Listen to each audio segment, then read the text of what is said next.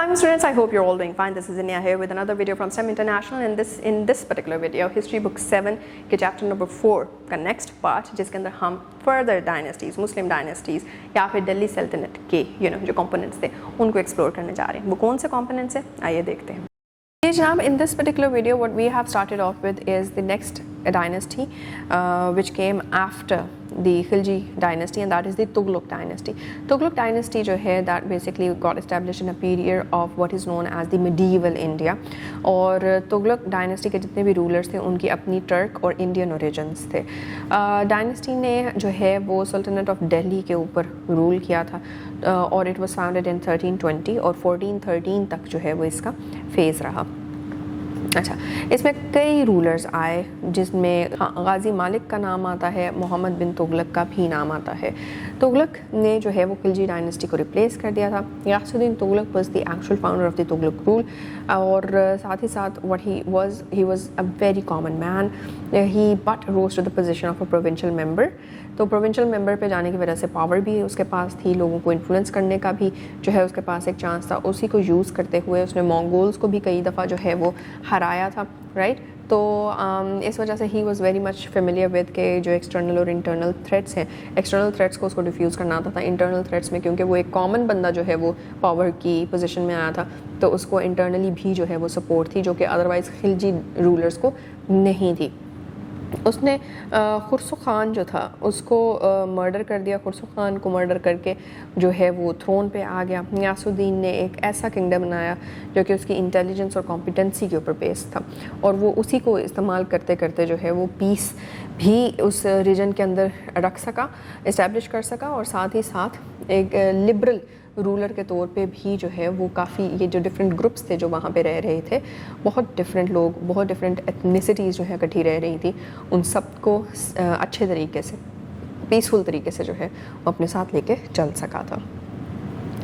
उसके बाद आ जाती है हमारे पास लोधी डायनेस्टी. लोधी डायनेस्टी जो है that was the first Afghan Pashtun dynasty जो कि इंडिया में इस्टेब्लिश हुई थी फ्रॉम 1451 टू 1526. ये डायनेस्टी जो है इसने सईद डायनेस्टी की जगह ली थी, राइट. और ये एक पीरियड था पूरा का पूरा लोधी डायनेस्टी का जिसके अंदर एडमिनिस्ट्रेटिव रिफॉर्म्स भी आए, आर्मी को भी स्ट्रेंथन किया गया, कमिंग फ्रॉम जो सारा पिछली डायनेस्टीज से को देख के सीखा था कि भाई आर्मी अगर वीक होती है तो फिर क्या होता है. और फिर साथ साथ अपनी मशीनरी, लैंड रेवेन्यू, ये वो वगैरह, expansion, cultivation, welfare of people, ये सारे वो डिफरेंट डोमेन्स थे जिस पर लोधी डायनेस्टी ने बहुत ही ज़्यादा अच्छे से जो है वो काम किया. लोधी रूलर्स के कुछ कॉन्ट्रीब्यूशंस थी, जिस तरह नंबर 1 बहलूल लोधी एक जो है वन ऑफ द रूलर्स था और he was the one who served as the governor of Lahore as well as of Sirhind. He was the one who also tried to restore the glory of the Delhi Sultanate जो कि पिछले conquerors और पिछली dynasties की वजह से damage हो चुकी थी और उसने कई ढेर सारे एरियाज़ जो हैं अराउंड दिल्ली कॉन्कर कर लिए थे. और फिर ही was succeeded by his son in 1489-80. उसके बाद फिर हमारे पास आ जाते हैं जी सिकंदर लोधी. सिकंदर लोधी जो है he was the most competent of the 3 Lodhi rulers. 3 rulers थे और उनमें से Sikandar Lodhi was the most competent और he was the one who also was very much successful in capturing Bihar. उसके अलावा he also extended the empire और उसी एक्सटेंशन के अंदर धौलपुर, चांदरी और इस तरह से और कई एरियाज़ जो हैं उसने अपनी स्ट्रॉन्ग एडमिनिस्ट्रेशन के अंडर जो है वो ले आ सका था. उसने सिस्टम ऑफ ऑडिटिंग और अकाउंट्स भी इंट्रोड्यूस करवाया था जो कि उससे पहले नहीं था. रेवेन्यू जनरेशन सिस्टम तो था लेकिन ऑडिटिंग और अकाउंट्स का सिस्टम इतना अच्छा बेहतर तरीके से कभी भी इंट्रोड्यूस नहीं हुआ था इन दिस पर्टिकुलर रीजन जितना सिकंदर लोधी ने करवा दिया था.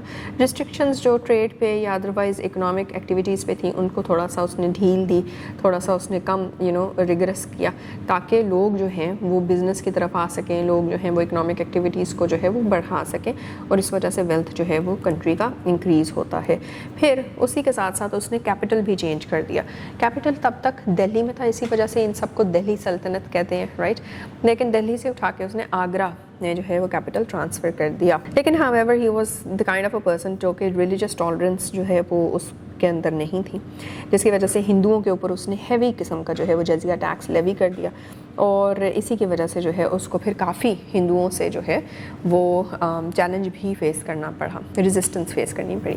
اس کے بعد تیسرا وی ہیو ابراہیم لودھی۔ ابراہیم لودھی جو ہے ہی was one of the sons of Sikandar Shah اور سکندر لودھی، اور Ibrahim was the one who basically killed his brother جس کا نام جلال تھا، اور اپنی فادر کی جگہ پھر اسی طرح سے ابراہیم لودھی نے جو ہے وہ لے لی تھی۔ ابراہیم لودھی اپنی پالیسیز میں بہت زیادہ ریپریسو تھا، جس کی وجہ سے جو نوبلز تھے یا موسٹلی جو لوگ تھے وہ اس کے اگینسٹ ہو گئے تھے، اور جب وہ سارا سپورٹ سسٹم اوبویسلی اس نے اپنے اگینسٹ کروا لیا تو اسی وجہ سے وہ اس کو ڈیفیٹ بھی ہو گئی ان 1526 AD، اور this was basically in the first battle of Panipat, اور اس بیٹل کے اندر ہی واز ڈیفیٹڈ بائی بابر، جو پہلا جو ہے وہ مغل رولر ہے۔ And this is where after ہم مغل رول کے بارے میں پڑھیں گے، but in the next video. So for now what you are required to do is revise it all. تو جو دو ڈائنسٹیز ہم نے آج ابھی اس ویڈیو کے اندر کمپلیٹ کی ہیں وہ ہے ایک تغلق ڈائنسٹی اور دوسری ہے ہمارے پاس لودھی ڈائنسٹی، اور اس کے اندر ہم نے دیکھا کہ اس طرح سے جب بھی ایک نئی ڈائنسٹی آتی ہے دیٹ از بیسکلی پیوٹڈ آن کہ اس کا جو فاؤنڈر ہے وہ کتنا اسٹرانگ ہوتا ہے اور کتنا اسٹریٹیجک ہوتا ہے ان دا وے ہی تھنکس، رائٹ۔ اور جہاں جہاں ہم ڈکلائن دیکھ رہے ہیں وہاں پہ یہ بھی دیکھ رہے ہیں کہ گورننس کے سب سے پہلی چیز یہ ہے کہ جو لیڈر ہمسیلف ہے ہی فالز ویک، اور یہی مین وجہ بنتی ہے جس کی وجہ سے پھر انٹرنل اور ایکسٹرنل تھریٹس جو ہیں وہ بھی آگے ایمرج ہوتے ہوئے دکھائی دیتے ہیں۔ So this was for this video, ملتے ہیں in the next one, take care, Allah حافظ۔